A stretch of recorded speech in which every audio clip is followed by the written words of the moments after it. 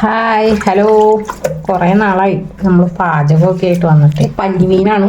പല്ലിമീൻ കുട്ടൻ എന്ന് പറയാം. ഉണക്കക്കുട്ടൻ, ഉണക്കപ്പല്ലിമീൻ എന്നൊക്കെ പറയും. ആ മീനാണ് ഞാൻ രണ്ടെണ്ണം വെള്ളത്തിലിട്ടിട്ട്. രണ്ടെണ്ണം വേണ്ട, കപ്പങ്ങ ഞാൻ അരിഞ്ഞ് വെള്ളത്തിലിട്ട് വെച്ചേക്കുവാണ്. ഒരു പകുതി കപ്പങ്ങയെന്നും പറയും, കപ്പളങ്ങ എന്ന് പറയും, പിന്നെ എന്തൊക്കെയോ പേര് പറയും. അപ്പം ഇത് നമുക്ക് തേങ്ങ അരച്ച് ചാറുണ്ടാക്കാം. കറിക്ക് ഒന്നുമില്ല, അപ്പം ഇങ്ങനെ ഉണ്ടാക്കാം. പിന്നെ അപ്പം നമുക്ക് കുറേ നാളായി ഞാൻ പാചകത്തിൻ്റെ വീഡിയോ ഒക്കെ ചെയ്തിട്ട് നമുക്ക് ഉണ്ടാക്കാം. തേങ്ങ അരയ്ക്കണം. അപ്പോൾ മഴയായതുകൊണ്ട്, ഭയങ്കര മഴയൊക്കെ ആയതുകൊണ്ട് എപ്പോഴും കറണ്ടൊക്കെ പോവുകയാണ്. അപ്പോൾ തേങ്ങയൊക്കെ അരച്ച് റെഡിയാക്കിയിട്ട് നമുക്ക് കാണാം. അപ്പം നമ്മൾ മീനൊക്കെ വെട്ടി കഴുകി വെച്ചിട്ടുണ്ട്.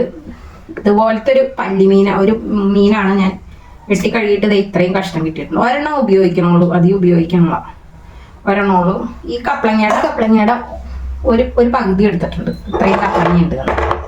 ഇത്രയും കപ്പളങ്ങ നല്ല ടേസ്റ്റ് ആട്ടോ. ഇങ്ങനെ കറി വെച്ചാൽ ഞാൻ വെച്ചിട്ടുള്ളതാ, നല്ലതാണ്, നല്ല ടേസ്റ്റുള്ള കപ്പളങ്ങ. ഇങ്ങനെ ഇത്ര ഒരു കഷ്ണം ഒരു ഇഞ്ചി നമുക്ക് ഇതിനകത്തോട്ട് അരിഞ്ഞിടാം. മീൻകറിക്ക് വെക്കണ പോലെ തന്നെ നമ്മൾ തേങ്ങ അരച്ച് മീൻകറി വെക്കൂലേ, അതുപോലെ തന്നെ വെക്കാം. മുളകും മഞ്ഞപ്പൊടിയും തേങ്ങയും കൂടി അരച്ചിട്ട് വെക്കൂലേ, അതുപോലെ തന്നെ. പിന്നെ ഒരു 3-4 പച്ചമുളക്. ഇത് മഞ്ഞക്കറിയാണ്.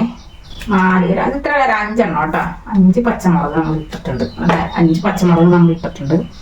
പിന്നെ നമുക്ക് ഉണക്കമീൻ ഇട്ട് കൊടുക്കാം. ഉണക്കമീൻ എത്രയും ഉണക്കമീനുണ്ട്. നല്ലപോലെ വെട്ടി കഴുകി ഞാൻ കഴുകി വെച്ചേക്കണം. എത്ര ഉണക്കമീനുണ്ട്. നമുക്ക് ഉണക്കമീനൊക്കെ ഇട്ട് കൊടുക്കാം. ഉപ്പിട്ടിട്ടില്ല. മഞ്ഞപ്പൊടി, മുളക് പൊടി, ഇഞ്ചി, പച്ചമുളക്, മീനും കപ്പളങ്ങയും, ഇത്രയും സാധനമുണ്ട്. ഇതൊന്നും ഇങ്ങനെ ഇളക്കി കൊടുക്കാം. ഇളക്കി കൊടുത്തിട്ട് നമുക്ക് ഒരു തണ്ട് കറിവേപ്പിലയും കൂടി ഇട്ട് കൊടുത്തേക്കാം. തണ്ടും കൂടി ഇട്ടേക്കാം. ഇനി നമുക്കിത് അടച്ച് മൂടി വെച്ച് കത്തിച്ച് വേവിക്കാം.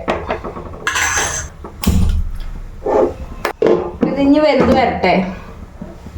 ഇത് വെന്തോന്ന് നോക്കാം. പകുതി വേവായിട്ടുണ്ടാവും. കപ്പളങ്ങ ഒന്നും കൂടി വേകണം. ഒന്നും കൂടി വേകട്ടെ. അടച്ചു വെച്ച് കൊടുക്കാം. അപ്പൊ ഇതിനകത്ത് അരമുറി തേങ്ങ, അതിനകത്ത് ശകലം മുളക് പൊടി,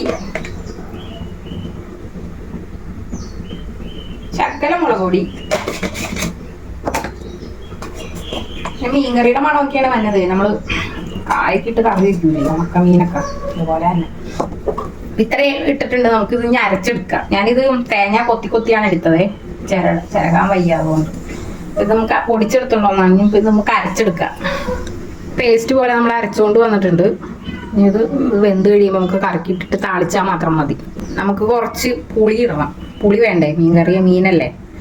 2 കഷ്ണം പുളി, 2 ഒരു 1.5 കഷ്ണം പുളി, ഇത് മതി. ഇതും കൂടി ഇട്ട് കൊടുക്കാം. ആദ്യം ഇടാഞ്ഞത് വേഗൂലല്ലോ, കപ്പളങ്ങ വേഗത്തില്ല, അതുകൊണ്ട്. ഉപ്പില്ല, നമുക്ക് കുറച്ച് ഉപ്പിട്ട് കൊടുക്കാം. ഉണക്കമീൻ ഇട്ടത് എന്താണെന്നറിയാം. ഉണക്കമീൻ ഇതിന്റെ ടേസ്റ്റ് പിടിക്കാൻ വേണ്ടിയിട്ട് ഇട്ടതാ. ഇതിട്ടിട്ടുള്ളൂ.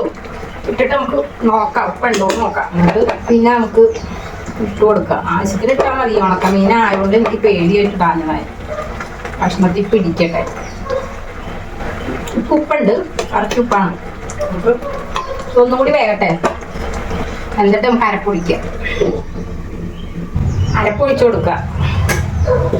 പൊരിക്കണേനും വേണ്ടി നമുക്ക് പുളി ഇട്ട് കൊടുക്കാം.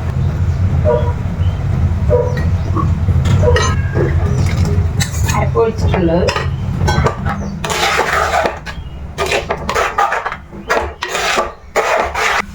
കുറച്ച് വെള്ളം കൂടി ഒഴിച്ചു കൊടുക്കാം. നെയ്യൊക്കെ ഇതിനകത്ത് പിടിക്കണം. പുളിയൊക്കെ ഉണ്ടോന്ന് നോക്കാം. പുളിയാവണമെങ്കിൽ ഇത്തിരി കഴിയണം. ഒന്ന് തിളച്ച് വന്നാലേ പുളിയാവുള്ളൂ. ഇന്ന് കഴിയുമ്പോൾ ആയിക്കോളും, കുഴപ്പമില്ല. ഇത്തിരി കടുക് വറുത്തിടാം. കുഞ്ഞുള്ളി ഇല്ല എൻ്റെ കയ്യിൽ, അതുകൊണ്ട് ഞാൻ ഒരു സവാള എടുത്തേക്കണേ.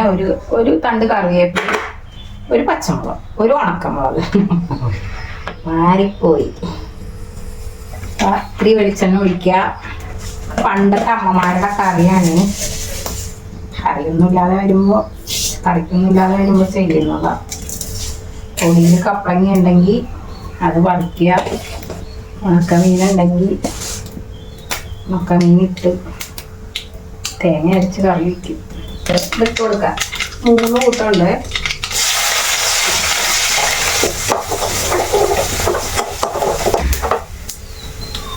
കടുക് വറുത്തതേ റെഡിയായിട്ടുണ്ടാവും. ഇട്ട് കൊടുക്കാം.